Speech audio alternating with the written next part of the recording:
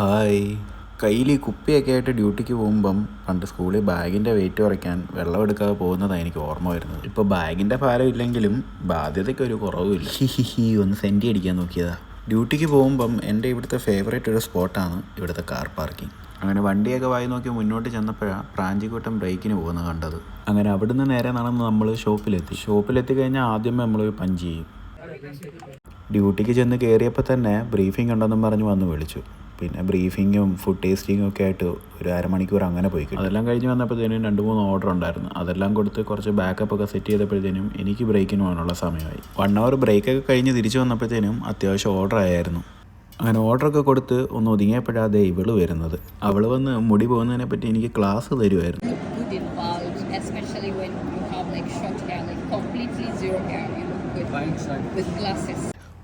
അവൾക്ക് അങ്ങനെയൊക്കെ പറയാം. മുടി പോകുന്നതിൻ്റെ വിഷമം നമുക്കല്ലേ അറിയൂ. അങ്ങനെ കാര്യമൊക്കെ പറഞ്ഞ് ഇന്ന് ക്ലോസിങ്ങിനുള്ള ടൈമായി. പിന്നെ പെട്ടെന്ന് തന്നെ റിപ്പോർട്ടൊക്കെ ഉണ്ടാക്കി കിച്ചണൊക്കെ ക്ലീൻ ചെയ്ത് ഞങ്ങൾ നേരെ ലുലുവിലോട്ട് പോയി. അപ്പോൾ ഡെയിലി ഡ്യൂട്ടി കഴിഞ്ഞ് ലുലു പോകുന്ന ഒരു ശീലമായി. അതിൻ്റെ കാരണം ഇവരൊക്കെയാണ്.